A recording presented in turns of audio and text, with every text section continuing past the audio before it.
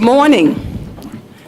Good morning, Board of Commissioners, and to the citizens of Douglas County. Welcome to the Board of Commissioners Douglas County Tuesday, October 4th, 2022 legislative voting meeting. Certainly would like to start off with a roll call with the Board of Commissioners this morning. District 1 Commissioner Henry Mitchell III. He's not here yet. District 2 Commissioner and Vice Chairman Kelly Robinson. Present. District 3 Commissioner Tarenia Carthen. Present. District 4 Commissioner Ann Jones-Guider. Present. Ramona Jackson-Jones, Chairwoman, present. Board of Commissioners, we do have an established quorum this morning. Board of Commissioners, with us this morning, we have for our invocation our Managing Director, Mr. James Worthington, who will be rendering prayer this morning for this amazing county. And then after that, I ask if everyone just remains standing for the Pledge of Allegiance. So if you could just please stand, everyone. Thank you so much. Good morning, Madam Chair, members of the board. Good morning. Let us pray. Lord, our Heavenly Father, we're thankful again for another beautiful day you've created, Lord. Thank you for the opportunity to stand, Lord. Just thankful most for the promise of salvation, Lord. I ask you to be a part of this meeting, Lord, and provide unity and grace and wisdom, and just bring us together as a community, Lord, and provide a hedge around us to keep us safe. I ask you to watch out for all of those in the world. There's lots of turmoil, and Lord, we need you more than ever. Just ask you to bless this meeting, keep us safe, watch over us, lead us, guide us, direct us. These things I ask in your heavenly name. Amen. Amen. I pledge allegiance to the flag of the United States of America and to the republic for which it stands, one nation, under God, indivisible, with liberty and justice for all.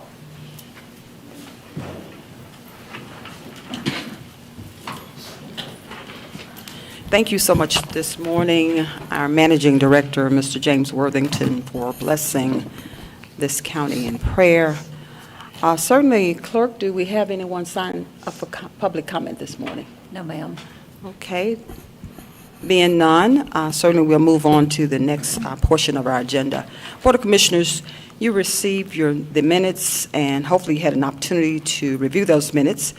And those minutes were the commission meeting minutes of September 20th, 2022, the work session minutes of September 19, 2022, the executive session minutes of September 19, 2022, and September 26, 2022, special call meeting of September 26, 2022, and last but not least, a special called Lost in SDS mediation minutes of September 26, 2022. Do we have, is there a need to amend the minutes? Yeah. Or revise? Vice Chair? Madam Chair, I wanted to clarify our last meeting when we talked about, was it in the official record that the fire marshal was actually our chief, Joe Levette? That was important to have acknowledged. I remember I talked to Chief afterwards, and it was never brought up during our hearings that he was the actual fire marshal. Lisa, was that ever recorded, do you recall? I will have to look in there and just to make sure. We'll let them stand as is right now, Madam Chair, but I'll leave it at that. But that was important to establish for the public's sake that what we're talking about was the actual chief versus some third-party independent employee. Thank you. Okay, thank you so much. Yep, let it go. Board of Commissioners, I noticed we have something on our computer this morning, and typically I just ask, do we need to amend, review, or revise the minutes? But I'm going to call a motion this morning. Board of Commissioners, do we have a motion to approve the minutes? Because you have it on your system, Yes. too. Okay. Second. We have a motion and a second. Board of Commissioners, any questions? Okay. Being none, please prepare to cast your votes. Y'all moved it now. We all went away. It's back. Oh, yes, I'm coming. It's What's your gone. question to Chief Joe Levette. Clerk, we have a it disappeared when I touched it, over? the actual, so I could vote. Try canceling the vote. Okay. We have a fire marshal. Did it come up? So What is this? Are we doing it over, or I already pressed it? Yeah, just, Madam Chair, hit your back button. If they'll just Don't worry. right, okay. Do we vote again? There it is. I got it. Okay. I voted twice.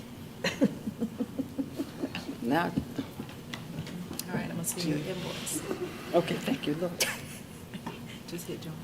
Just leave meeting. I don't want- I don't want to touch it and ruin it. There it is. Okay. Okay. Clerk, do you have a response for us? Wasn't there, just went away. Okay.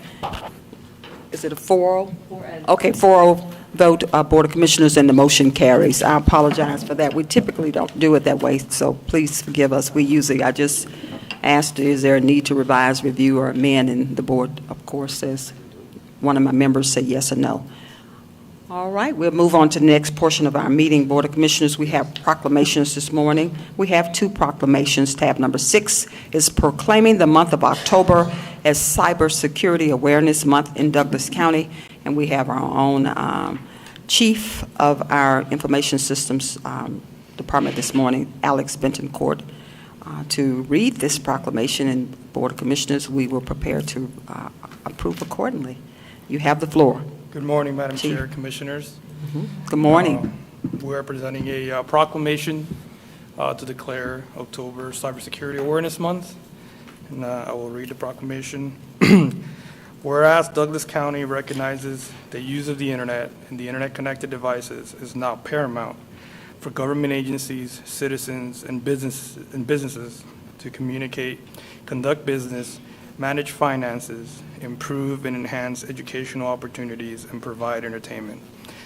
And whereas essential businesses and services are increasingly dependent on technology to support finances, telecommunications, transportations, utility, healthcare, and emergency response systems. And whereas technology users increasingly are increasingly comfortable sharing personal information online, businesses and governments store essential private information in technology systems, and these technology infrastructures face increasing threats from spyware, ransomware, and other malicious cyber attacks focused on robbing us from our financial resources, personal information, and privacy through ransomware identity theft and fraud. And whereas maintaining the security of the data and technology system is both a shared and personal responsibility, in which each of us has a critical role and awareness of computer security essentials, will improve the security of stored information and help protect Douglas County. It is the citizens and businesses. And the Douglas County Board of Commissioners, in coordination with the Information Services Department, has made significant investment in the cybersecurity infrastructure of the county by implementing proactive countermeasure systems, cybersecurity awareness training, and upgrades to all our security appliances in our network. And whereas in recognition of severe threat we face from bad actors on the internet, the Douglas County Information Services Department trains every employee that accesses the network and constantly tests each user to ensure vigilance. And whereas the U.S. Department of Homeland Security, the National Cybersecurity Alliance, and the state of Georgia recognizes October as National Cybersecurity Awareness Month. And during this month, all individuals, as well as public and private organizations, are encouraged to take time to educate themselves about cybersecurity threats and how to combat them, and put that knowledge into practice in their homes, schools, and workplace. Now, therefore, the Douglas County Board of Commissioners to be hereby proclaim month of October 2022 as Cybersecurity Awareness Month in Douglas County. So be proclaimed. Thank you so much, our Chief Information Officer, for bringing awareness regarding cybersecurity, not only in Douglas County, but across the entire nation and the globe. Because there are so many malicious ransom attacks, we are certainly dependent upon technology. Sometimes I struggle with it, but it's well worth it. Technology is key, and it's the new wave, and it's the way to keep things safe and secure. Board of Commissioners, you've heard the proclamation. Do we have a motion to approve? So moved. Second. We have a motion and a second. Any discussion, board? We have a motion and a second. Please prepare to. Wait. I'm sorry, I didn't see your hand, my little eyes. No Okay, problem. Vice Chair, you No, have I the just floor. want to acknowledge Alex Betancourt, our, Director of Technologies, Chief Information Officer's role in trying to advance us. I get this is focused on the cyber component, which is very important. I mean, you've got people who out there hack. I mean, I was with an Uber driver, a young lady, and she's got to be like late 20s, early 30s. She says she's got a job just hacking, a real job, to go out there and just try to, they're hiring, corporate people are hiring people just to try to penetrate. And it's just, it was more about intrusion and protection than to show up like, yeah, try to attack my system. So it was purposeful, it wasn't evil, it was purposeful. But to that point, I think this is that, that's where the war is going to be fought. At some point, one part of it is that technology. It could cripple you. It could cripple you. You ever had your security taken, your financials? Any of y'all who family members got it robbed? That it's so important. The city of Atlanta got hit. It wasn't no joke. It's not to say that we haven't even been attacked. It just, are we worth it? Right? We're big enough to make them warrant to go after us. But Alex, whatever you need regarding this, I think just in proclaiming it's one thing. That's why we're working on that technology policy to try to get you what you need. Because again, just as much as we need physical protection, you need this type of protection. And you can't take it for granted. Because again, to be crippled, to be taken all your resources, all your wealth, all the things, your privacy, to be taken. Now that's just as crippling. So kudos, thank you for bringing this forth, Madam Chair. I just want to drive home that point that we need to get behind this and keep going what you're doing. Thank you, Madam Chair. Okay, thank you. Any other discussion? Commissioner Carthen? Thank you. Thank you, Director Betancourt, for bringing this forward. And to all the citizens who are watching this is really important. This is something that we all actually deal with, possibly on a daily basis. Anytime you log into your email, anytime you are setting up accounts and you're giving passwords, think about that. Your security is tied to everything that you do. So it's really important that you take it seriously. So I know, I hear the groans of, oh, why do we have to change our passwords so much? Why do we have to change our passwords so much, Alex? For security. For security. The longer your password, the harder it is to hack into your accounts. So this is really important. Plus, I do this on a daily basis, so this is near and dear to my heart. So thank you for bringing this forward. Thank you to the IT department and to the Board of Commissioners for actually putting a lot of money behind making sure that this county is safe. Henry County went down a year or so ago. They were down for almost 6 or 7 months. This is serious. There are threat actors out there who will take our information and try to hold us hostage. So if we all do our parts, we all can combat the threats that are out there on a daily basis. So thank you. And with that, Madam Chair, I yield. Okay, thank you. Commissioner Guider? Yes, Director. Back in the previous administration, I remember bringing up, we need a technology committee, and they thought I was crazy. But it has proved to be very beneficial that everybody makes sure before you buy software that it's compatible with what we have here in hardware. But recently I had a transformer outside my house blow up. Well, it blew up part of my desktop at home and everything, and my Ethernet and all that. And it has been a hassle. But speaking of passwords, this is my password, my finger, and to open my computer. And I wish we had that technology. I hate passwords. I have to have a book. I have passwords for up here, at home, at church, all this stuff, and you can't, the older you get, you can't remember them. But I'm just saying that I wish we could go into the next technology, the newer technology, and do away with just a password. Is that possible? Yes, biometrics is an option. However, it's important to know that your biometrics is still connected to a password, and that password also has to be updated. So the biometrics portion facilitates your everyday login, but your password expiration policy still applies, and you still have to change your passwords. And also, there's a cost of implementing biometrics across a large organization as we are as well. So there is a lot, some options up there, and something we can look into. It'd be nice if they all were kind of connected, like if you get into your computer, you get into Net Extender, and you get into the POs and stuff, but they all got different things, so. Anyway, y'all have got a big job. Y'all protect us, you protect the county, the citizens because of the finances of the county and everything. And I'm sure, I know we've got 2 firewalls out there, I think. And I just hope that we're doing the backup, and the backup is off premises, okay? So thank you for keeping us safe. Thank you. Okay, thank you. I yield back. Okay, thank you. Board, we have a motion and a second on the floor. We have a motion and a second. Please prepare to cast your votes. Before we have a motion, second.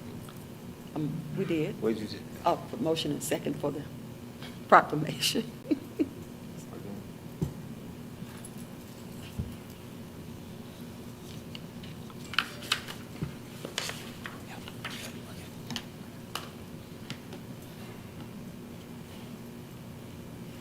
Board of Commissioners, we have a 4-0 vote, and the motion carries to approve the proclamation for October's Cybersecurity Awareness Month here in Douglas County. So thank you so much, our Chief Information Officer. We would love to take a photograph with you this morning. You mind? I have coming my to- team here as well. Oh, you have, with me, oh, too. yeah, I'm gonna be, we're This is a team coming down effort. to the team, the dream team.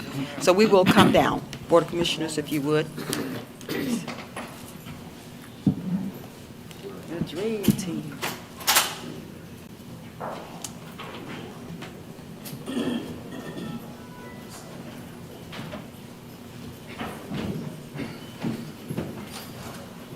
Yes, I am.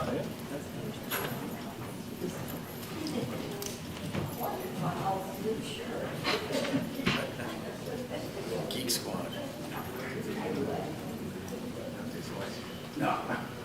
Hey, guys. I'm going to stand here.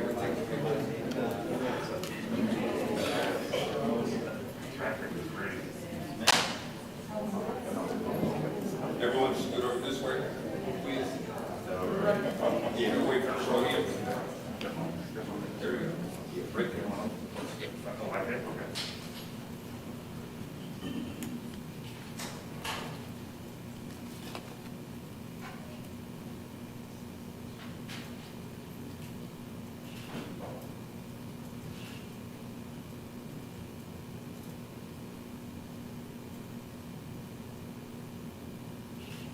One more, one more.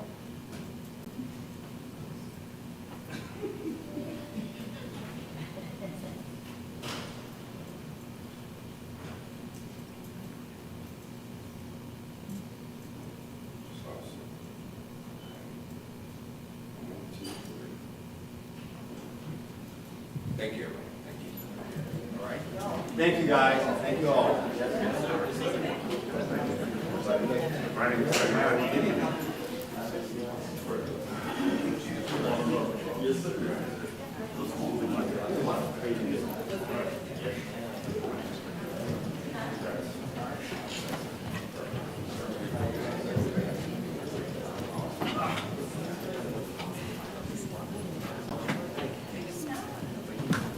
You told me that.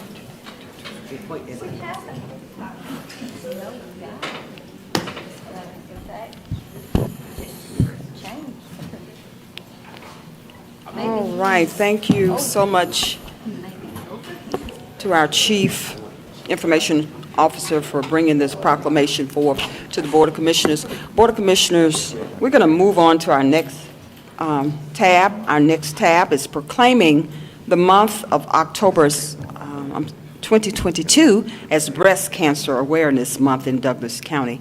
This morning, we have with us Mrs. Brenda Grisham to read a proclamation, Board of Commissioners. Ms. Grisham, you could come forth, and if you have any guests with you, you bring them with you as well to stand to support you at the reading of this proclamation. Thank you so much, Ms. Grisham. Mrs. Grisham. Absolutely. I love the colors. Pink, that's right. It's pink out. Thank you. You have the floor. Good morning, Madam Chair Good morning. and the Commissioners. I am honored that you all have asked me to read this proclamation. Thank you so much. Proclamation, Douglas County Board of Commissioners, National Breast Cancer Awareness Month.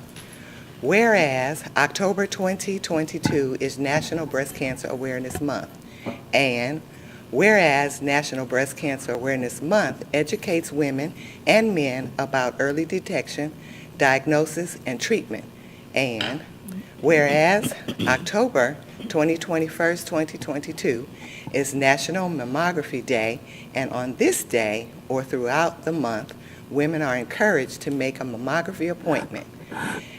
And whereas in 2022, an estimated 287,850 new cases of invasive breast cancer are expected to be diagnosed in women in the U.S., along with 51,400 new cases of non-invasive in situ breast cancer. And whereas about 2,710 new cases of invasive breast cancers are expected to be diagnosed in men in 2022. And whereas there are over 3.8 million breast cancer survivors in the United States. And whereas the statistics are staggering, yet we are encouraged to know that survival rates have drastically improved in recent years due to increased awareness and innovative advancements in early detection and treatment.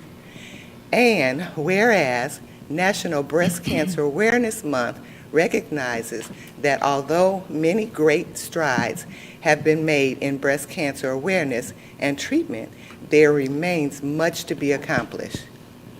Now, therefore, the Douglas County Board of Commissioners do hereby proclaim the month of October as Breast Cancer Awareness Month and October 21st, 2022 as National Mammography Day in Douglas County, and encourages all citizens to join the worthwhile cause to celebrate successes and memorialize lost battles.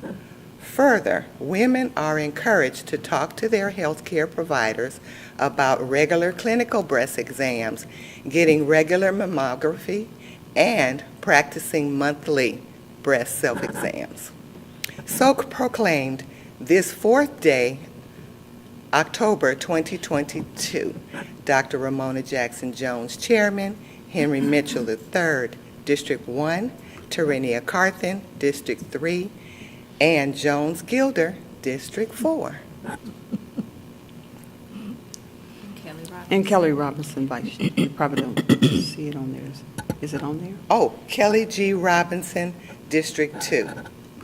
Okay, thank you so much, Mrs. Grisham, for taking the time to come in and read and present this proclamation to the Board of Commissioners this morning. Self-exams are vitally important, and certainly breast cancer does not have a friend, whether you're a male or a female, so certainly thank you for bringing that to our attention as well. And you said there are about 3.8 million survivors, so there is a sign of hope.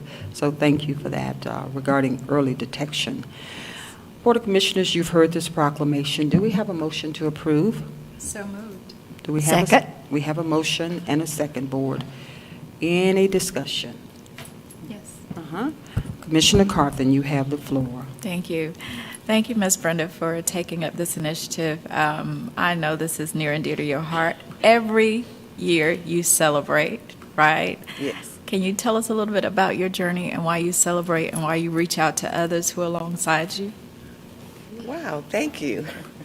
I am a 38-year breast cancer survivor, Wow. and it's only by the grace of God. Yes.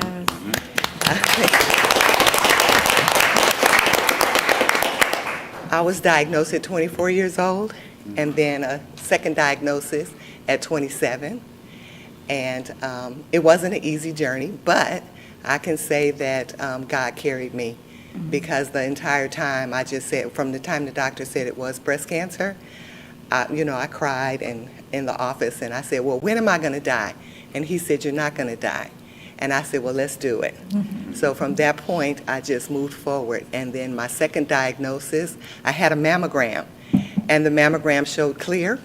And I went to visit my mom for a month, and during that month, I did my own self-exams.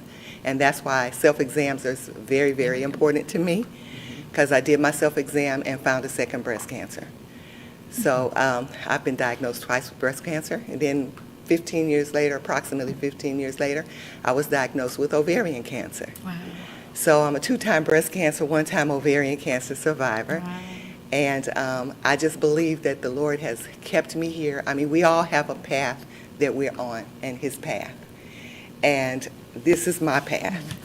So it's important to me to make aware, men and women, to do your self-exams, because who do you see first? You see yourself first, before the doctor sees you for your clinical exam, once a year, or your mammography once a year or once every 3 years. So your first contact is yourself. So because of my journey and what I've learned there, that is why it's important to me that and when you do your self-exams, I recommend, the doctors tell you, around your cycle and that. But we all know the day that we were born. I was born on the 10th. So what I think is, if you do it every month on the day that you were born, then you'll remember it easier than those other ways. And once you do it every month at the same time, you'll begin to know what your breasts feel like on that time of the month. On that day, you'll say, oh, okay, well, this was there, yes, that was there, but wait a minute, that wasn't there. So anything different that shows up, go and get it checked out. Don't wait. Don't wait. Get it checked out as soon as possible. Lastly, in that journey, my ovaries stopped working, and I wanted to have a baby. And the doctor told me, be grateful you're alive. You're never going to have children. I said, I know a man that can do anything. And about 7.5 years after that, I thought I had a bladder infection, was treated for a bladder infection, Madam Chair. And I laid on that thing. She went down one side and up the other side. I sat straight up screaming, thank you, Jesus. That's a baby. Oh, wow. Amen.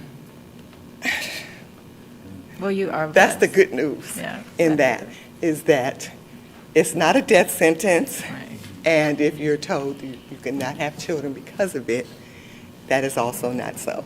But again, we are on his journey, and whatever his journey has for us, that is what we have. So thank you for allowing me to share that.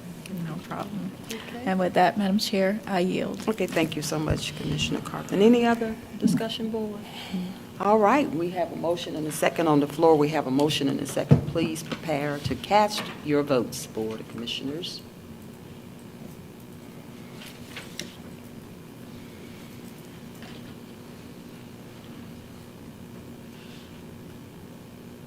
We have a 5-0 unanimous vote, and the motion carries. Board of Commissioners to approve the proclamation regarding October 22 as Breast Cancer Awareness Month here in Douglas County. Congratulations, and thank you for telling your story. It was just so, it touched my heart. I said, I didn't bring any Kleenex this morning, but thank you. Let's You're give welcome, Madam Chair. Breast Cancer Awareness.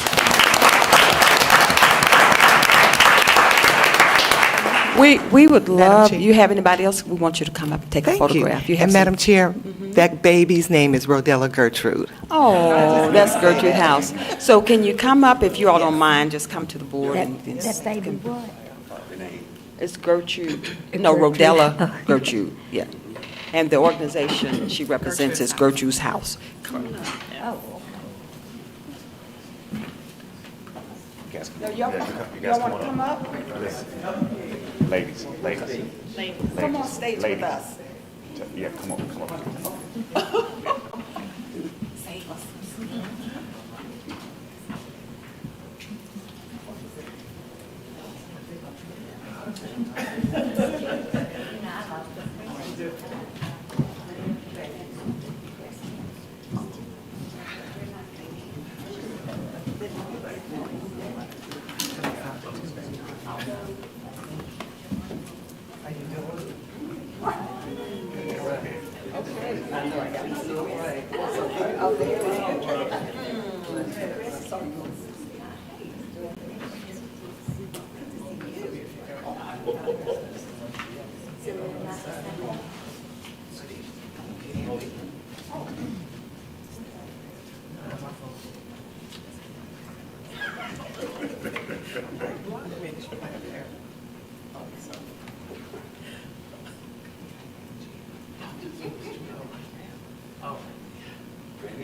Perfect.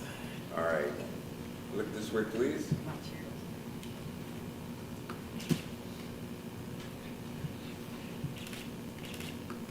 One more. Hold on.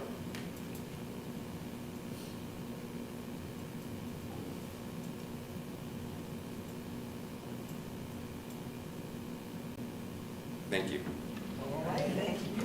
Thank you, ladies. Thank you.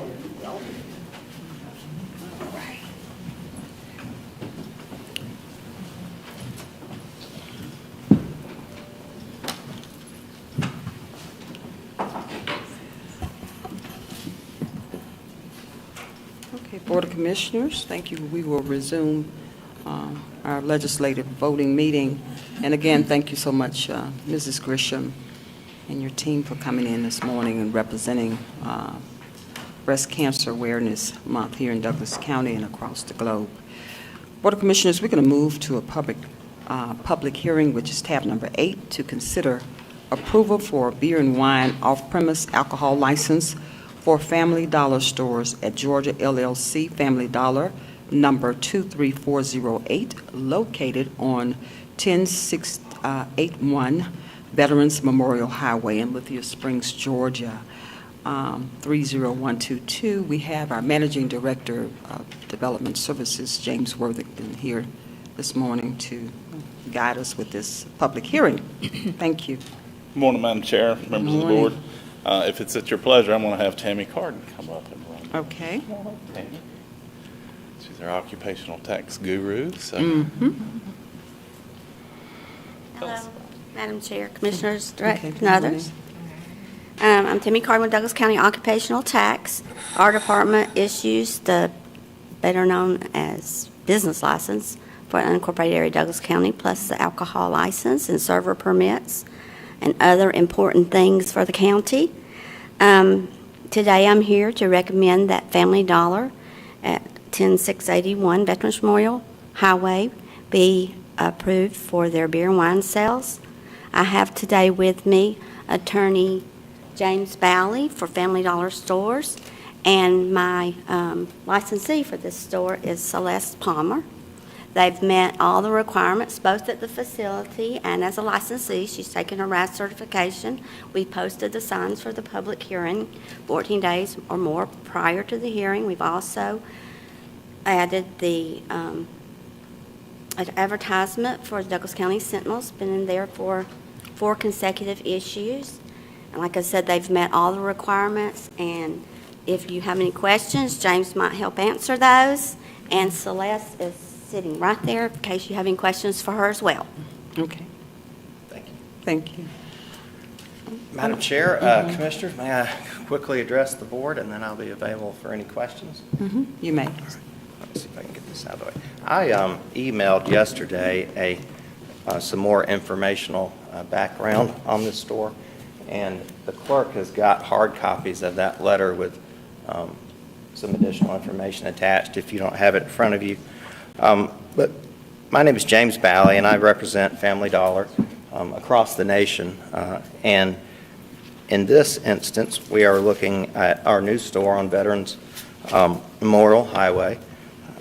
And for those of you who don't know exactly the Family Dollar, what Family Dollar does, we are, the best way that I've known to describe it is, we're like a small grocery store or a small Walmart or Target.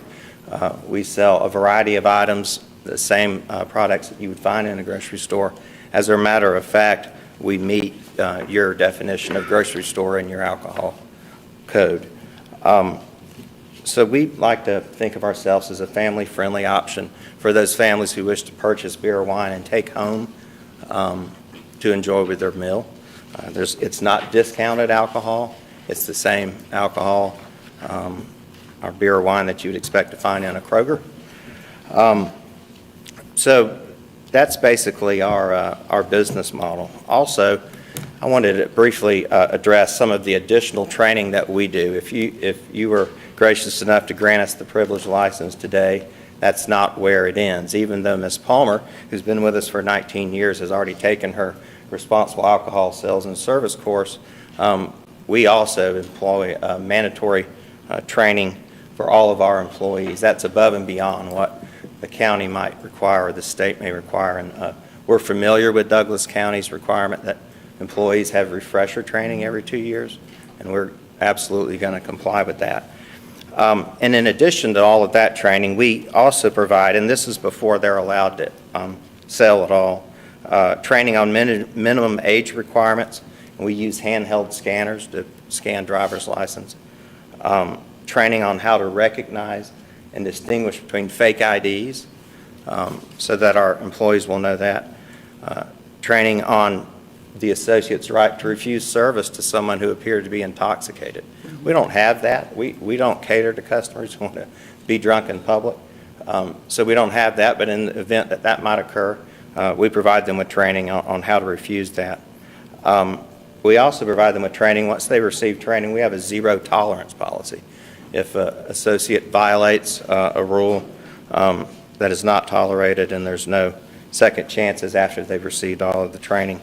And they also get training on how to comply with law enforcement requests to the extent that law enforcement has those requests, but we don't see a big rate of incidents that involve law enforcement at all, but in the event that they do, we cooperate fully with them.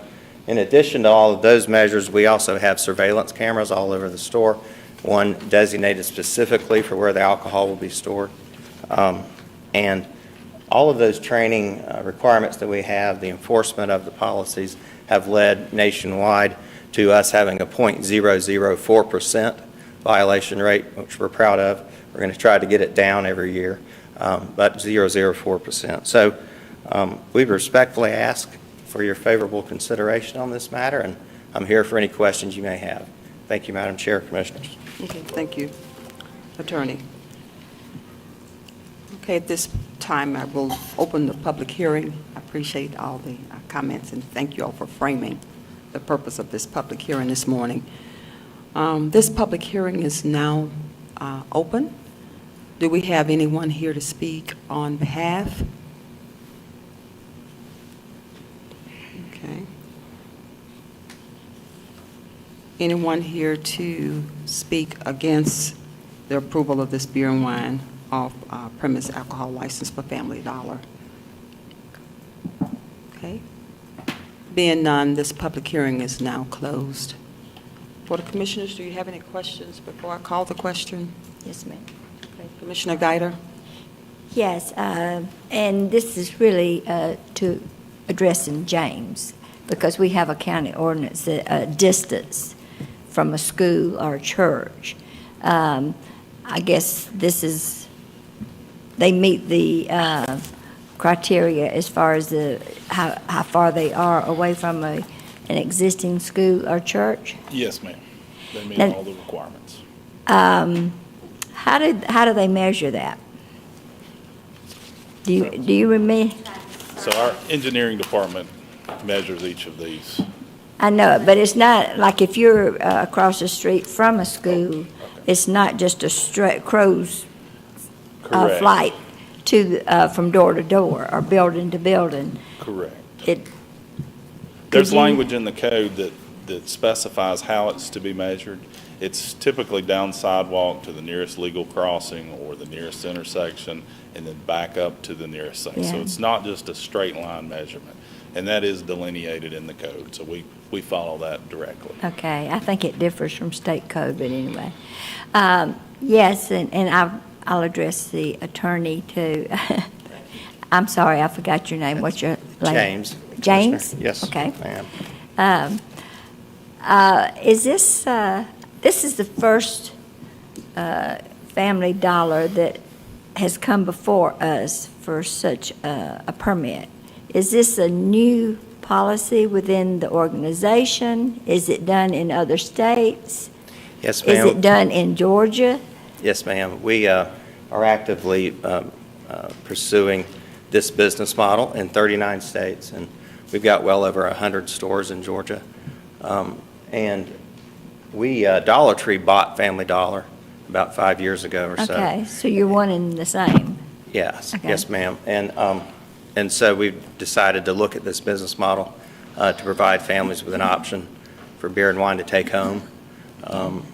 And so that's what we're looking at. Not every store meets that criteria, but certainly new stores like this store that came in, we're certainly seeking that. And we recognize it's a privilege and appreciate the opportunity to be here in Douglas County. Well, I was pleased when y'all went to produce. Yes, ma'am. But anyway, I just wondered if this was a new policy that you're moving forward to expanding, and if it was done here in Georgia yet. Yes, ma'am. Because I know this is the first time here in Douglas County.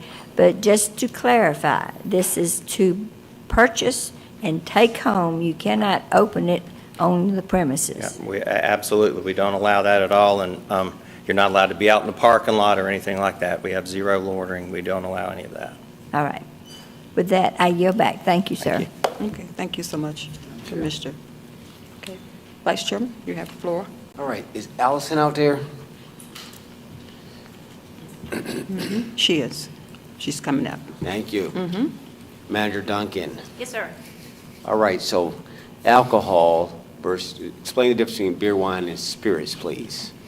Under our code, Yes. under our code, we do allow for package sales of beer and wine, which I believe is what, well, Tammy can help me with my language if I'm saying this, but they're, I'm saying this incorrectly, but the applicant is asking to be able to sell beer and wine for off-premises consumption, so they can take it with them. This would not extend to liquor. That is not something that we currently allow under our code. If you see a liquor store in Douglas County, it is located in the city limits of Douglasville, because that is not a use that is allowed under our zoning code, nor is it a use that we allow under our alcohol licensing. So beer, wine, and spirits are all considered alcohol, correct? And those are just the sub-ingredients. That true? I'm trying to frame this. Probably asking a question outside of my depth, but I think there is alcohol in all of those. Right, correct. Right, but there's beer, wine, and spirits. See, spirits is something that's new to me. I don't know where that ever came from. I get it. And the citizens that actually, what's a spirit? So I'm looking for, what is a spirit? Somebody.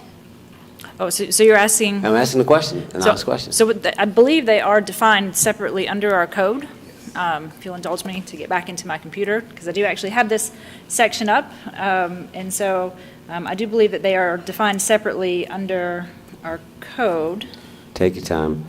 My next question gets into the number of these, the number of Dollar Tree Family Dollars that may be in Douglas County. Well, now that I know. off the top I of know my you head. know, for the record. All right, so here we are. So this is in Article 3 of the Code of Ordinances. And let me get back up here to the top.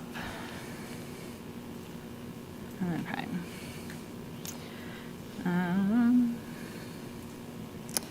So we have it as, do you want me to read it verbatim from our code? If it's short, yes. So alcoholic beverages is used in this term includes wine, beer, malt beverages, and liquor. Wine, any alcoholic beverages made from fruits, berries, or grapes, whether by natural fermentation or by natural fermentation with brandy, as defined in the reference section of OCGA.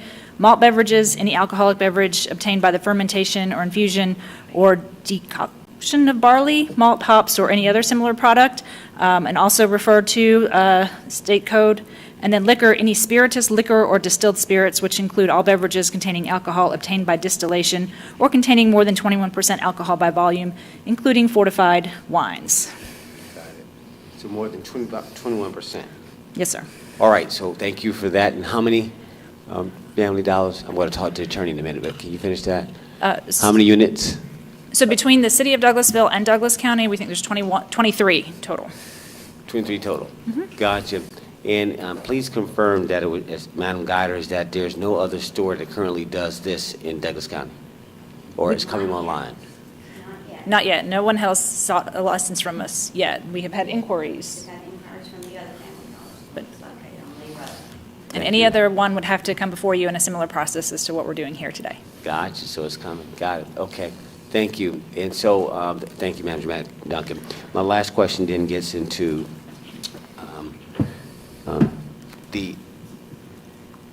I heard beer, wine, like mimosa, I heard less than 21%. So what is it that you are going, is it just straight beer and wine? I'm just curious. I'm just curious. This permit would be for the sales of beer and wine only, for off-premise consumption. I understand, and I don't know what, I'm just making a point. I mean, I get mimosa and Cracker Barrel now. So I'm just curious as to what are you going to, what are you selling? So our code is distinct. If you're selling on-premise, we do allow what's commonly referred to as sales by the drink, Yep. beer, wine, and liquor. And that is for on-premise consumption. Tell me if I'm saying anything correctly. That's for on-premise consumption. And that's a separate process under our code. It's a separate approval process. Servers have to be licensed independently of actually the establishment obtaining the license, so it's a little bit more involved. And if they're specifically for like restaurants that sell 51% of food. Gotcha, food. And again, I'm asking a simple question, which is beer and wine. That's all this particular applicant is going to provide. Is that accurate? Beer and wine, which includes malt. You mentioned a couple other categories like malt liquor and stuff just like, well, isn't that beer? And Malt. you started evolving off, and I know that's our code, but I'm like, okay, are we limiting him? But I heard you just say it's just not spirits or anything more than 21%. So I'm just making sure. So that, and again, Tammy, correct me if I'm wrong, but the license that he would be provided would be for the sale of beer and wine to take off the property. Just like a convenience store. Gotcha. I got it. I'm gonna let it go. You've answered my question. That's long enough. Thank you. Okay. Thank you all. Madam Chair, I yield. Okay, thank you so much. Commissioner Carthen? So this may be for Attorney James or for the store manager. So where will this be in relation in the store? Like, where will this be housed? Will it be housed behind the counter? Will it be housed on the floor? Will it be under lock and key? Where will you have this? We're required to provide your professional staff with the floor plan, so they have that and they've looked at it, but it's toward the rear of the store, and it's stored with a designated video surveillance on that area where it's stored at all times, but it's stored something similar to what you would see at Kroger, where it's stored in a cooler with a glass door and full view of everybody, and then with a dedicated camera. So we don't have hardly any instances. I can't remember ever hearing of one of somebody being able to get it and then leave the store with it without paying. Without paying? Right. Okay. So they have to come to the front where they're scanned with the handheld scanners and confirm they're old enough. Okay. And then my next question is, what sets this Family Dollar apart from another Family Dollar? What is the requirements that you look at that say, okay, this is the area that we want to put one of these or ask for these licenses in? Some of that is above my pay grade when they pick. But I do know they're focusing on starting with new stores that were built. This is a new store, and moving on from there. So there's not a set criteria. I mean, I'm sure they've got some kind of profit loss calculation that I'm not, privy to, but that's basically how they do it. In all the new stores, they're trying to go ahead while you're applying for your initial license, while you're going through your initial process of inspections and what have you, that we apply and seek this permission. But we take it seriously when granted the privilege, and I think that's reflected in our violation rate. Got you. How many have you sought and you didn't get? You didn't win? Well, I mean, I'd like to think I won most of them, but I know I lost one in Peoria, Illinois. I remember doing that. But for the most part, we are being received favorably because our customers like it. They like the option of stopping there and being able to take it home and not having to go to a liquor store or something if they have kids with them or what have you. Got you.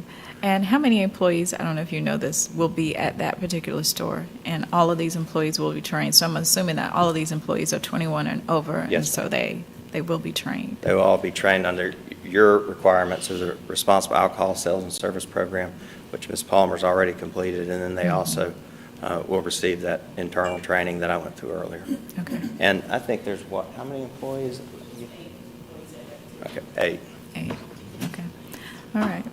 And with that, Madam Chair, you. Thank you. Okay, thank you so much, Commissioner Carthen. Certainly, Attorney James, I have a question for you. I'm certainly highly impressed with the rash training, as Commissioner Carthen just mentioned. That's important. Yes, ma'am. First of all, liquor is not Family Dollar Store's niche. Right. It's dollars. I'm gonna miss spending my dollars in there. So, but of course, you said your liquor would be comparable to, price-wise, to the just regular grocery stores. Right. Would there be a limitation on how much liquor could be purchased, particularly because you're not a liquor store? Right. Can you explain that to me? I don't know if we have a set limit. We've really not had that problem because most of the time people are buying a bottle of wine to go home with a meal or a six-pack of beer. But certainly if they were buying an unusual amount, you would even have more scrutiny to make sure they were qualified. What were they going to do with it? Make sure they're not buying it for another carload of people out in the parking lot. All of that's internal training that we go through with our employees to make sure that doesn't happen. Okay. That was a question that I know probably you haven't been asked. Right. Okay. All right, any other questions, Board? All right, certainly I'll call the question at this Thank you. point. Thank you so much, Attorney. Wait. Wait, Vice Chairman has Yeah, a question for you. to the question that, I'm just, so what have you been saying? So it's football season, and somebody walks in there and they buy 4 6-packs for the fellas to watch, 8 hours of football, that it would be an issue? You have a limit? Say that again? We don't have a limit. So what I'm saying is if someone got 4 6-packs and they were wearing, their Falcon sweatshirt, it wouldn't be draw any kind of Look at us. weird connotations to it. But if you had someone who was 23 years old or looked young that came in and all of a sudden was trying to buy 8 cases of beer, they're going to get questioned. It's really about age. Okay, I got you. No, we're fine, and we're going to let it go at that. And by the way, my Cleveland Browns lost yesterday. Oh. So we're going to let this go. Well, I should I'm have gonna stop said on that. UGA. I'm Yes, sorry. ma'am, try you. Thank you. You have a question? Commissioner Guida has a question for you. James, Thank you. do you know the difference in the state code of measuring the distance to a church or a school and our code? I believe the difference is, and you can correct me if I'm wrong, but I believe the difference is dealt with churches, and we had to remove that out of our code. That's correct? I'm right? sorry, what? I believe the difference between the state and our previous county ordinance was as it related to measuring to churches. And there was, I believe, a Supreme Court ruling or something. We had to remove that out of our code because of the separation of church and state.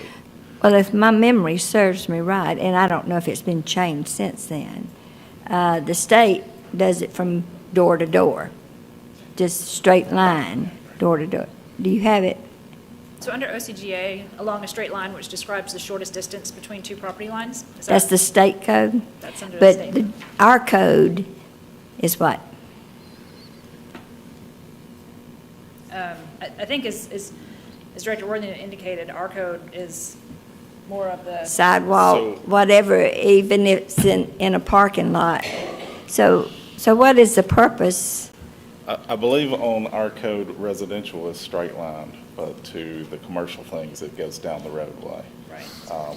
And this James, code I is can't hear pretty you. immense. You're I'm sorry. looking at her. I apologize. Looking at As far as the straight line measurements, I believe in our code that applies to residential properties. When there is a measurement between the nearest residential property, it is straight line.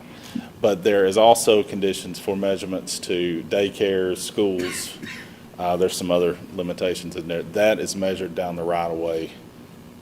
Around the sidewalk, Right. whatever. Right. So I wonder why we don't follow the same rules that the state follows. We can certainly change that. I mean, if there's a concern, if y'all want to table this to the end of the meeting, we can go pull up a GIS map and bring you a line. Is there a specific concern about a property that you think we've not measured correctly in that area?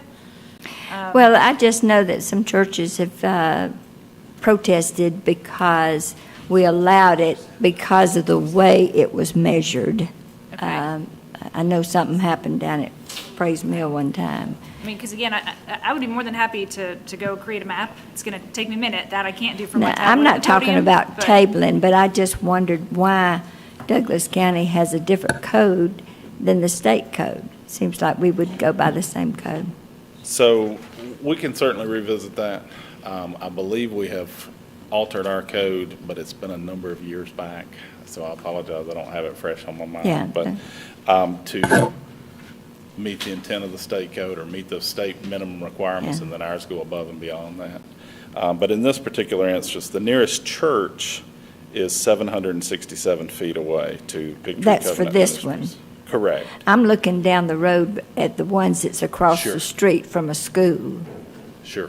Our- And I our can get church. with you, or all of you offline or whatever, we Yeah. can go over that. And if we need to make changes to that code, we can certainly do Well, that.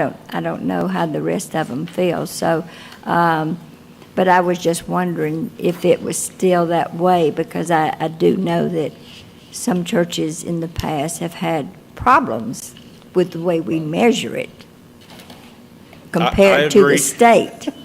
I agree, because I used to be the measurer. For the schools, it's like within 600 feet.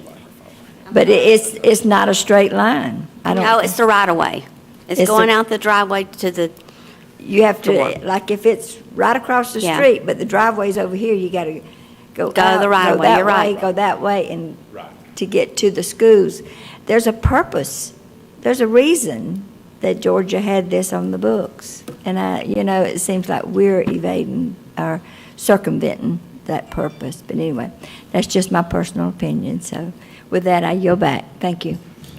All right, thank you so much, Board. Thank you. We're going to move on, Board. I'll call the question.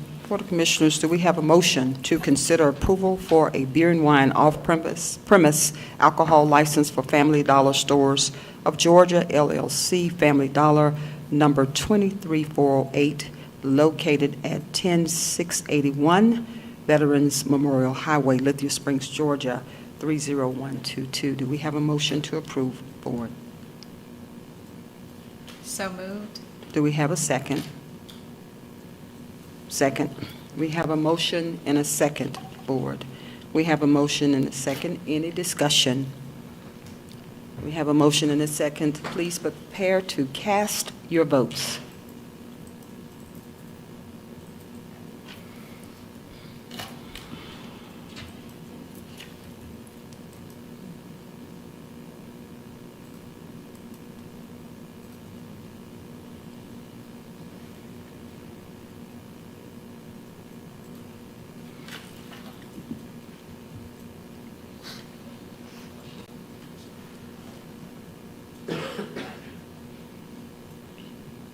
Okay. Clerk, okay, so one abstain. Okay, Board, we have a 4-1 abstain, so the motion does pass. Who Okay. abstained? Me? Commissioner Guider. Okay, thank you. It's up there. No, you're good. And the motion passes, Board. We're going to move on, Board, to I our don't new like that business we're items. different than the state. Certainly, The measuring. tab number 9. Commissioner Carthen? Madam Chair, Mm-hmm. I make a motion that we table item number 9. Okay, we will do so. Board of Commissioners, do we have a motion to table item number 9, or tab number 9? It is a proposed policy pursuant to OCGA 45-921A regarding payment of legal fees subject to final legal review. Do we have a motion to table? We already have a motion. We have a second? Second. We have a motion and a second. Board, any discussion? We have a motion and a Yes. second. Okay, there you go. You have the discussion. All right, we brought this up, so. All right, where's my county attorney, please? Please only I'm here. to the. All right, so what is this? What is this topic? State law, and it's code section 45921A, gives the county the authority to establish policies for the payment of legal fees on behalf of employees with respect to matters for which they are not covered by the county attorney. Okay. Several months ago, we began developing such a policy, and this work was the culmination of that. However, there are some questions and issues that have arisen with respect to the policy that we think we should consider further before adoption. Okay, so the state law contemplates or allows this to occur. First point that you established, state law allows it, or contemplates, whatever that word means. My second point is, does Douglas County proper government have a public official liability insurance? Yes or no? It does. Okay. My third question to you is, what's the difference between a policy that we're talking about here and a public official liability insurance policy? Distinguish the difference for the public, please. An insurance policy is a policy that is purchased by the county from an insurance provider to cover the item in question subject to the conditions set forth in the policy.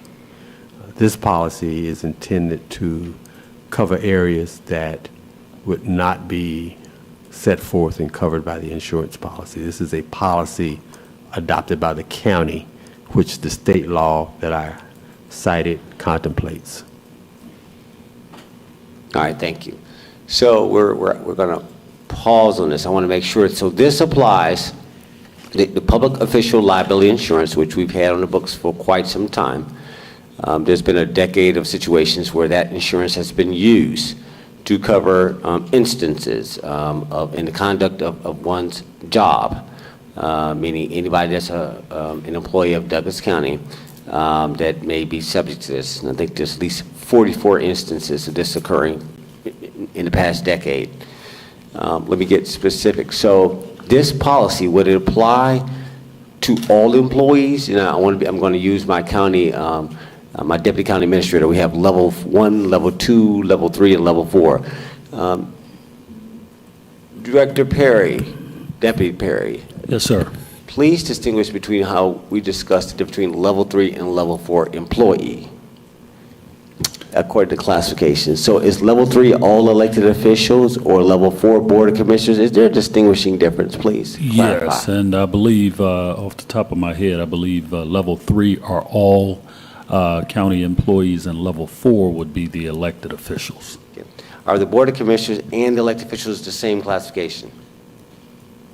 From what I remember, yes, and I can clarify that for you. Yeah, please clarify that, because we had this conversation with when we dealt with pension and double things. We separated the board of commissioners from electeds from everybody else. Please clarify that, 'cause that's going to be important for me to take this up. Make sure who you're applying this to. Is it to board of commissioners or is it everybody else? Because again, it's almost like, you know, in giving ourselves a raise, you have to do it in the public. The board of commissioners we have to be careful with that. But if you got something already on the books, as relates to that insurance, was already applicable. So that's why we're pausing. We need to make sure we clarify what we're looking at. I guess, I don't know, we were going to take this up, so I'm not certain why, but I want to weigh in on this. So you've answered my 4 questions. I've made my statement. I guess on the floor, there's a desire to table this. All right, I yield, Madam Chair. Okay. Board of Commissioners, we have a motion and a second. Madam Chair, Yes, Commissioner Guider. I just want to ask the county attorney, does this code section specify in line of their duties as officials? Yes, it does.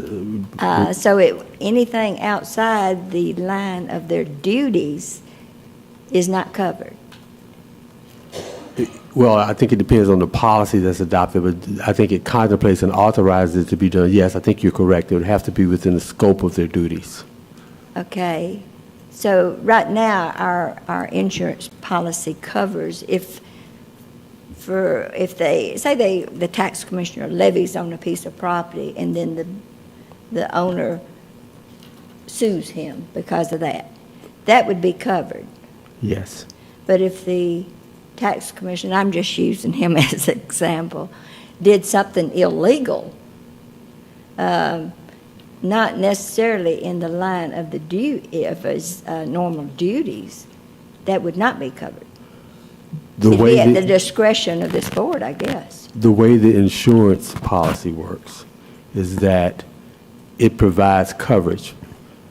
The assumption is that one accused of something like that would be innocent until proven otherwise. An insurance policy provides coverage, but it provides that if there is a subsequent finding of wrongdoing, the insurance company has the right to claw back the amount, in other words, to have it repaid, the amount of insurance proceeds that were paid. But if an official just does something, say against the law, say he sells a piece of property on the courthouse step and he bids on it. Let's just say that as an example. That's against the law. Because the law says the tax commissioner cannot bid on properties at a tax sale. So if he did that, is the county, we're responsible for that?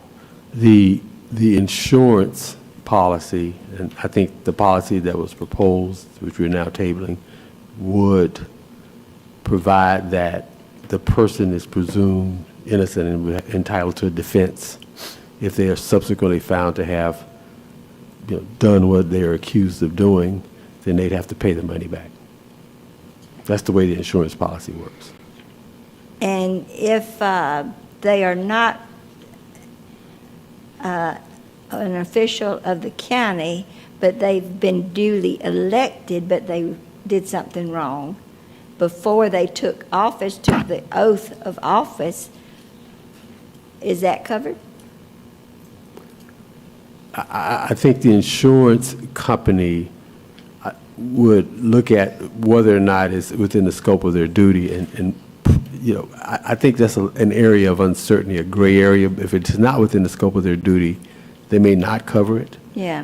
But if it is, they certainly would. If it's kind of a gray area, I think they would probably I'm make a just trying to case-by-case point out there's determination. different types of legalities and who's going to have the discretion. That's why I went along with tabling this, because things like this need to be ironed out before we just pass a blatant policy to cover any and everything. So that's what I was trying to point out. I think what the insurance policy doesn't explicitly say, but it certainly implicitly indicates that, or I can't hear supports you. the notion that if you are accused of something, you're entitled to defense until proven otherwise.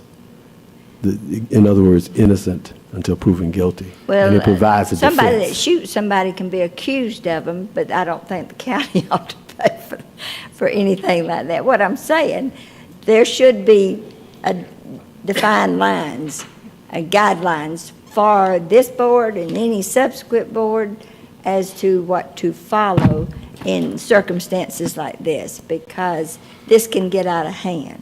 This can get out of hand. Understood. So that's why I seconded this motion, is to table this. This needs to be ironed out before it's brought before for a vote. So with that, I yield back, Madam. All right, thank you so much, Commissioner Geiger. Vice Chairman Robinson, you have the floor. Yeah, no, that's why, if you're gonna bring something before the board, be prepared.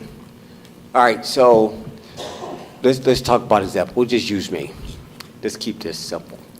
So, Commissioner Robinson get sued because somebody got, with racial commentary, got on my home Facebook page, and it cost the county 200 G's for me to fight. I got sued personally and professionally. That was their strategy, to try to silence my voice, and they wanted to go where they wanted to go, and I said no. Now, you know I can't even see. You say, oh, you want to pick the fight? I'm going to meet you where you are. Right. So we're exposed to lawsuits just over frivolous stuff. Nobody elected who wants to run for office should be exposed to that type of stuff. Like, get off my homepage. Take that over there on that professional page and go to town. Be a troll. But what you're not going to do that is in my home space. Right in front of my ex-wife, my kids, my true love. Well, no, you need to go on with that now. So you had to bring the law a little bit back to the left. We have limited rights as elected officials. We wide open. But it was beautiful being able to go, oh, this is what it means to be in federal court. Had to go create case law. That's what that was about. That's what this, like, so it's a thin line now. You pick the fight. If you sue me personally, you have no jurisdiction. Stay off my homepage. You can't make me do nothing. It's my house, my territory, my U.S. airspace, U.S. waters, U.S. land. Don't y'all get that applies to you locally? Stay off my homepage. Right? They're trying to, attack and control Zuckerberg. The voice is like, okay, this is what this Trump's up about. My aide went and did research on there. I'm in there with the AG, Sam Olin's like, you don't fight this. So my point is that there still is protections. You're innocent until proven guilty. I don't care what they say out there. Whether you're employee, whether you're elected, you're innocent. We speculate this all day long and create scenarios, but okay, stay. Let's hold this. Now, I have no problem going forward with this just for employees and separate two from the Board of Commissioners. I get it, just like we did with our pension. We separated, like, okay, I get self-dealing, but you can give yourself a raise if you put it in the public and you do it 2 or 3 times, whatever the law says. But this right here, I'm going to agree with my colleagues to let's table this. This wasn't something that was just blatant or spontaneous. This was already contemplated in our legislation that we're working on as far as all of our insurance. This has come up early this year. It was just a matter of me dropping the bill for now. This wasn't some emotional thing. This is something I had been working on. So as the county attorney said when he first came in early this year, so to his credit in his opening comments, he had been working on this, just it had gotten to this place. So that being said, Madam Chair, I will go along with whatever you choose to call the question. Thank you. Okay, thank you so much, Board. We have a motion and a second on the floor for a table. When I call your districts, please respond accordingly. District 1? Yes. District 2? Yes. District 3? Yes. District 4? Yes. Chairman, yes, we have a 5-0 unanimous vote to table tab number 9, and the motion carries. So we're going to move on, Board of Commissioners, to tab number 10. Tab number 10 is approval of the relinquishment, I can't say that word, of the right-of-way and the sale of the property, and authorize the chairman to sign all related documents subject to final legal review. Do we have a motion to approve? And certainly this is our legal department. If you could just frame it for the Board of Commissioners before I call the question. Yes, ma'am, Madam Chair. This matter arose, and I'd like to ask Director Worthington if he can come up and assist with the explanation and answering questions that you may have. The matter arose when we were notified a couple of weeks ago by the representatives of a development group that's developing an affordable housing project in the city of Douglasville. Douglasville was apparently concerned that a small sliver of land owned by the county for over 100 years would become landlocked as a result of the development. The request was that the county sign a letter indicating that it did not oppose the land becoming landlocked, and neither Director Worthington nor I had the authority to sign that letter. So we brought it before the county to approve the execution of the letter. We understand that there's now a provision, and we've got a second letter which provides that if we approve the relinquishment of that right-of-way, we will also have a letter which states that the developer will participate in a public sale to buy the property at fair market value. So that means that if we do agree to relinquish the right-of-way, we'll have a commitment from the developer to participate in a public sale to buy it at fair market value, subject to the appraised value. At a public sale, of course, anybody can buy it I think Director Worthington can give you a little bit more background about the property itself. Sure, certainly. Good morning again. Good morning. You're popular. This parcel is part of a platted subdivision from at least past the 1920s or before the 1920s. We acquired the property in the 1920s for around $25. We've owned the property, but there's nothing developed around it. There were a number of lots in this subdivision that all have remained vacant. Excuse me, Director Worthington, I'm unable to hear Oh, you. I'm Could you sorry. speak into Yeah. the mic, please? Is it? Thank you. Is that better? I was trying to Much signal better. you. Okay, I'll get closer. So anyways, there's a number of lots in this subdivision that were never really, they were developed on a plat, but never really came to pass if you go out there. It's just wooded property, vacant property. Basically, the majority of the lots will be combined with the Golden United Methodist Church parcel, so those kind of go away as a problem. The southernmost lot will be combined with the development, and it only leaves this one property that the county owns. So this property, as part of that development, they want to remove the right-of-way that goes up through there. There's no road there or anything, but there was a platted right-of-way from, again, way back when. And that right-of-way, if it's removed, will landlock this parcel.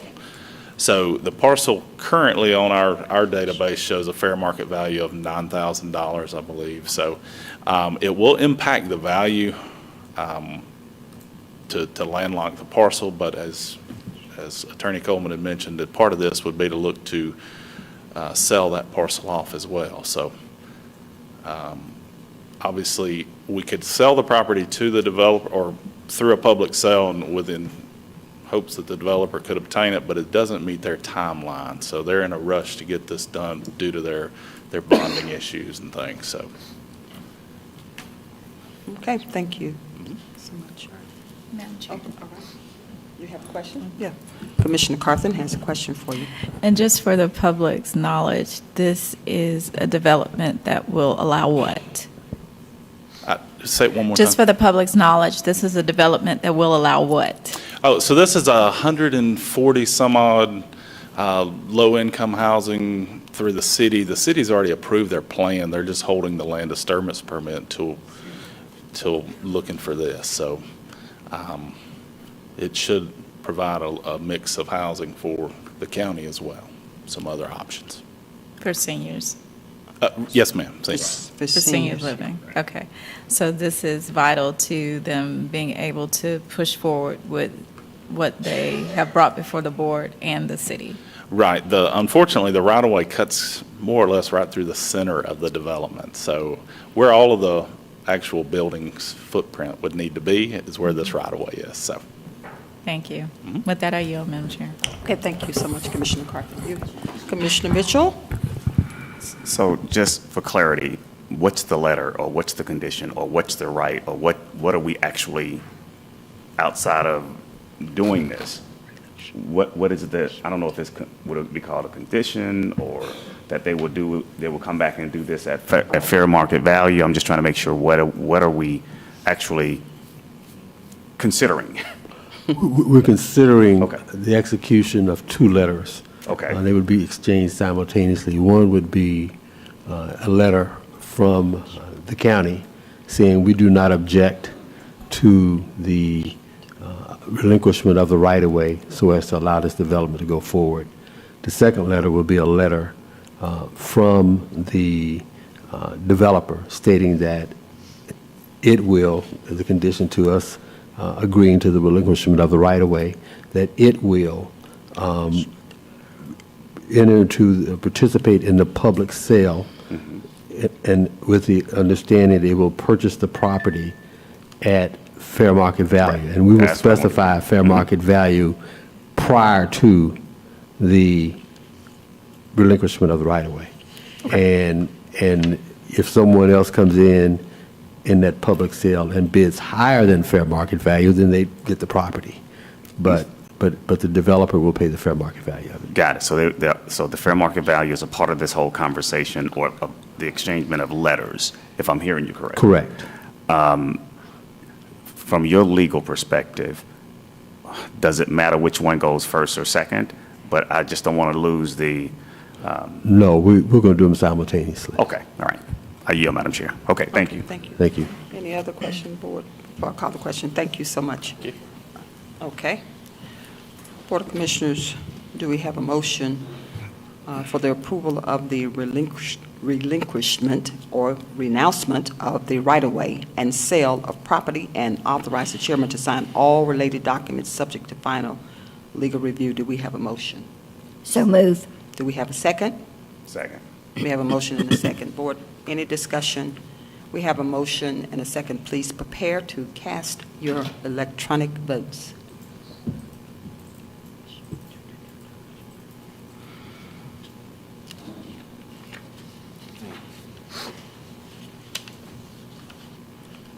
Board, we have a 5-0 unanimous vote and the motion carries.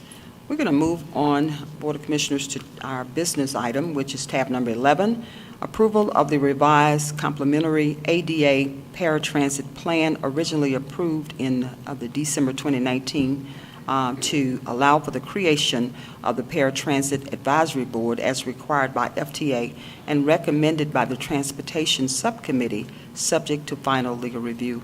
Board of Commissioners, do we have a motion to approve? So moved. Do we have a second? Second. We have a motion and a second. Any discussion, Board? We have a motion and a second. Please prepare to cast your electronic votes.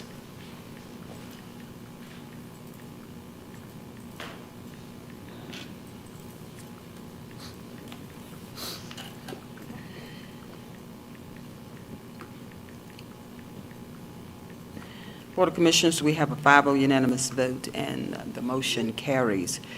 Board of Commissioners, we are moving right into our consent agenda, and certainly I will request our Deputy Clerk this morning to read for me Sherry Mathis. I know she's never surprised. She's ready to go. But Board of Commissioners, I do want to remind you that all items are subject to final legal review, and certainly I yield the floor to you, our Deputy County Clerk, and you'll read, and then I'll call the question. Thank you, Chairman. Number 12, authorize the chairman to execute a Criminal Justice Coordinating Council fiscal year 23 Douglas County Juvenile Mental Health Court and Family Treatment Court grant funded employment contract with Christy Phillips as Juvenile Programs Clinical Case Manager for the period of October 1st, 2022 through June 30th, 2023, with no impact to the budget, subject to final legal review. Number 13, authorization to apply for a hazard mitigation grant in the amount of $52,300 with a 10% match to provide NOAA weather radios for low-income residents of the county, and authorize the chairman to sign all related documents subject to final legal review. Number 14, approval to renew the Westlaw subscription for the Juvenile Public Defender's Office in the amount of $2,960 funded through the existing department's budget, and authorize the chairman to sign all related documents subject to final legal review. Number 15, approval of the sale of 34 Vanpool vans to Enterprise for the fair market value of $993,888, and authorize the reimbursement of 80% of sale proceeds to the FTA, amend the budget for the remaining 20%, and authorize the chairman to sign all related documents subject to final legal review. Number 16, authorization to award a consulting service contract, task order number 1, in the amount of $1,295,280.31 to Low Engineers, LLC, pursuant to RFQ 21-024 for design services for the Lee Road, South Sweetwater Road, Phase 1 widening project, PI number 0013563, to be funded from the Capital Transportation Fund, $567,000 of which $453,600 are reimbursable federal funds, and the $728,280.31 from the 2016 SPLOST funds currently allocated to the project, and authorize the chairman to sign all related documents subject to final legal review. Number 17, approval of an MOU with the City of Douglasville for holiday signal timing and monitoring around the Arbor Place Mall area during the 2022 holiday season at a cost of $6,960 from DOT department funds, $3,480 to be reimbursed by the City of Douglasville, and authorize the chairman to sign all related documents subject to final legal review.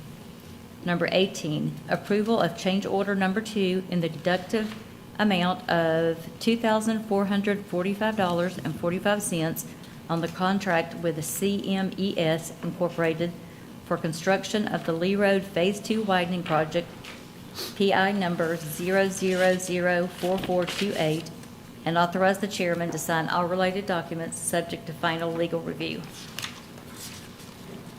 Number 19, approval of supplemental agreement number 7 in the amount of $77,673.42 on the contract with Michael Baker International for design services during construction on the Lee Road Phase 2 widening project, PI number 0004428, to be funded through 2016 SPOS funds currently allocated to the project, and authorize the chairman to sign all related documents subject to final legal review. Number 20, authorization to approve the 2023 schedule for work sessions, commission meetings, planning and zoning board meetings, and variance hearings. Number 21, authorization for the county to obtain public relations services, and authorize the chairman to sign all related documents pending final legal review. Thank you so much, Deputy Clerk Mathis. Board of Commissioners, that concludes our consent agenda. Do we have a motion to approve? So moved. Do we have a second? Second. We have a motion and a second. Board, any discussion on any items?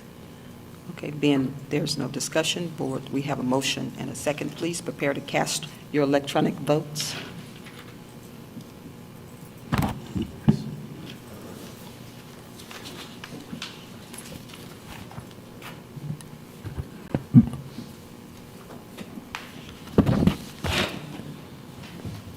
Board, we have a 5-0 unanimous vote, and the motion carries to approve the consent agenda. Certainly, Board of Commissioners, this moves us right into our announcements. Vice Chair? Yeah, I just want to, as a privilege, I want to clarify my statement earlier why we tabled the legal fee conversation. I think we're landing for different reasons, but sometimes you all agree. As long as you get a yes or a no, it doesn't matter how you got there. This is important in the times that we live. I'll give you a quick context. So this is 2020, March of 2020. All right, March of 2020.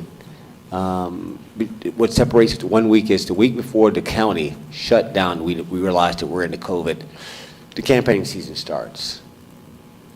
So the campaign season, the primary starts. The very next week, COVID hits nationwide. But the election is going on. As we sit there and watch TV and we begin to, knock over the county and do different things, do the things we were doing is sheltering in place, but life is going on. Think about this while we're exposed to silly stuff. So here I am as a commissioner. Going into election, and they steal all my signs. First time ever in the history of this county, all signs. Not just on the corner, fair game, put my kick your sign over the kids, putting up other people's signs. Stay with me. Every sign was stolen, for the most part, that I had out in the field.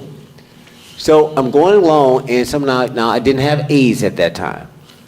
So evidently, I missed this email that, hey, we want you to unblock your personal page. And I'm like, well, where's my county attorney? Like, well, we're handling this. Wait a minute, I'm beyond statute of limitation. Oops, we'll come back to that. Let it go. It's irrelevant. The point is, once I got into it, it's like, well, where are we going with this? I've got 2 sites up, personal and political. But you over there, we want to be able to basically get over there and say what we want to say over there on your personal page. Like, wait a minute, that's my home page. I'm being sued. Well, we're going to file a federal lawsuit because you're violating. Like, hold on, okay. Now I'm in the middle of election. You've stolen all my signs. Think about it. We're talking about a $200,000 price tag about to hit. Think about it. And I'm like, now we don't know this at that time, but the point is that we're subject to all types of petty things. Stay off my Facebook page. Think about it. So here I am having to go through this process, and so they're trying to influence an election. Tell them it's political. Oh, I see. I had 2 opponents at that time. Ooh, in a primary. Ain't got no signs. We're doing everything online through Zoom and stuff.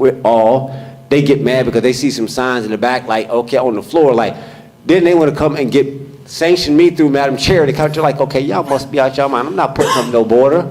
That Confederate sign is on that, guys. You don't pay no bills up in here. That's my electricity. That's where the borders came for everybody in the county. Everybody. It's about consistency. All right, we get through this. The election comes and goes. Okay, so again, I guess they want to see the results.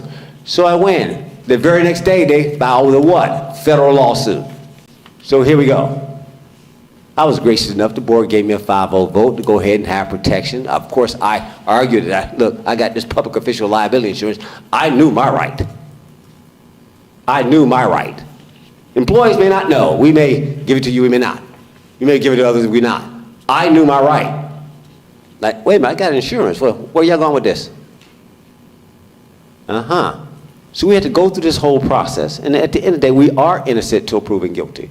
Like, okay, guys, I mean, because I had some political stuff over there, you know, I'm in the red carpet, I'm doing different things, we should be able to comment over there and be nasty in there, hate speech on something like this, and thinking it's funny, thinking it's cool, thinking because we can, because you're elected, therefore we should be able to speak over there or wherever you at, what you're doing. Like, really? Y'all talking about wasting taxpayer dollars. Really? You ain't got nothing else to do with your life? But I had to go through this. Yes, you taxpayer had to pay $200 grand to fight this, $8.95 an hour. What? Make my point. So I got to go through this process, and so innocent until proven guilty. Like, I'm like, look, you got the ACLU and all this and this. Oh, you got I won't say where she was, some major university, the First Amendment person, provost. I don't know who she was. My point was, I said no. I threw her out. This person, this citizen who complained, I threw them out. So it's like me getting my beer and going to see the Falcons game, everybody over my house. We just talked about this. And you come on my back porch at the tributary. And you get in there inside that gate on the backyard. And you start running your mouth. And I throw you out. So the argument was just simply, and we fought case law, which is that I have to allow you into my homepage. Therefore, I can throw you out. Over here on the political page, it's open. It cannot be shut. You say what you want to say. So I had to go fight that. So I created case law. I created a precedent. So therefore, it was a settlement. It was never a judgment. It was never a decree. I was never proven guilty of anything. But I had to fight. Sometimes you just have to fight. But think about it. We had to spend $200,000 over something like that because somebody pressed that point. So I wanted to clarify why this is serious, that we have to look at this, because we're exposed to all types of stuff, because people, just because they can, we live in a litigious society. So for my employees, this is important. I never want you to be exposed to this, because people can just be mad at you. They can just have a hatred for you. Now put me aside, I'm a special class, I get this. But for my employees that may be exposed to anything in doing your job, the 44 people who came before me, I think it's important they have coverage. And again, the state already contemplates this. We're just putting a policy in place to support the insurance policy, but we're already covered. So I think that was important to clarify, and I thank my peers for giving me that little 5 minutes to clarify that statement about the seriousness and the sign of the times we have. But to the employees, I want you to hear my voice. That I hear you guys, and I'm behind you. I never want you to have this type of exposure. Madam Chair, I yield. Thank you. Thank you. Board of Commissioners, do you have any announcements that you would like to make before I bring our Communications Director, Rick Martin, up? Okay, being none. Well, I do. I thought you was going to make an announcement, but I will. Say what now? Oh, you can't remember yours. Okay. Well, I'll just make, yeah, I have one, and that is, I'm partnering with local organizations in Douglas County to support caregivers, survivors, and those who've lost their loved ones to the battle of cancer. Please join me and a host of others for Relay for Life on Sunday. That'll be this coming Sunday, October 9th, at the Douglas County, on the grounds of the Douglas County High School. And we'll kick it off roughly about 4 o'clock. And we've got special vendors and all these individuals that will be coming by, and we'll acknowledge those caregivers and those survivors, and to include myself as a prostate cancer survivor. So it's that time and that month that we acknowledge those and pay tribute to those. So again, that'll be at Douglas County High School. We'll be on the grounds of Douglas County High School. We'll do it roughly about 4 o'clock. And we've got a couple other programming elements that will be a part of this, and we'll do a walk and all that good stuff. So join me, Relay for Life, this coming Sunday, starting at roughly about 4 o'clock. Come join us, Relay for Life, and we'll take it from there. Thank you again, and I yield back. Okay, thank you so much, Commissioner Mitchell. Okay, you have the floor, Communications Director Rick Martin. Good morning, Madam Chair, Good morning. Vice Chair Robinson, Vice Chair-elect Commissioner Carthen, Commissioner Mitchell, and Commissioner Guider.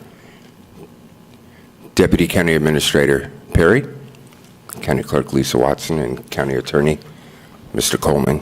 Good morning.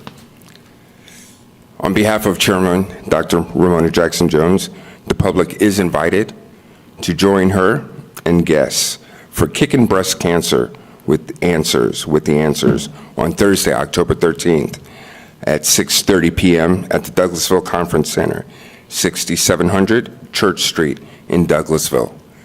Refreshments will be served. The Douglas County Sheriff's Office and the Police Department will be hosting a trunk-or-treat event here at the Douglas County Courthouse, 8700 Hospital Drive, on October 29th from 3 p.m. to 7 p.m. It's a wonderful event for the public to attend. The probate court will be open on Saturday, December 3rd. Please check the probate court website for more information, but the probate court will be open on Saturday, December 3rd. The Douglas County Fire Department and the Georgia Department of Public Health have partnered to offer COVID-19 PCR testing at the kiosk just located outside of the Douglas County Fire Headquarters at 12501 Veterans Memorial Highway in Douglasville. That concludes this morning's announcements. I yield back to you, Madam Chair. Okay, thank you so much, Director of Communications, Mr. Rick Martin. Appreciate you rendering the announcements today. Board of Commissioners, sounds like we are, at this point, we will certainly take a recess. We have a 6 p.m. joint P&Z and BOC meeting tonight at 6. So if there's nothing else to come before us at this time, we are... Madam Chair, I apologize for one point before you adjourn. With respect to the sale of the van pool, there is some authority which allows the sale to be done by order of the board. And I'd like to ask that the minutes reflect that the approval granted herein shall be deemed an order of the board. Simply the approval to allow this to be deemed an order, even though it states approval, just for clarity. Would that be acceptable to the? I concur with the amended statement. I concur as well, and you just have the clerk insert that statement. Thank you. I apologize for the interruption. Okay. Okay. All right. Well, Board of Commissioners, we are in recess, and I will see you at 6 p.m. Yes, ma'am. All right. Thank you.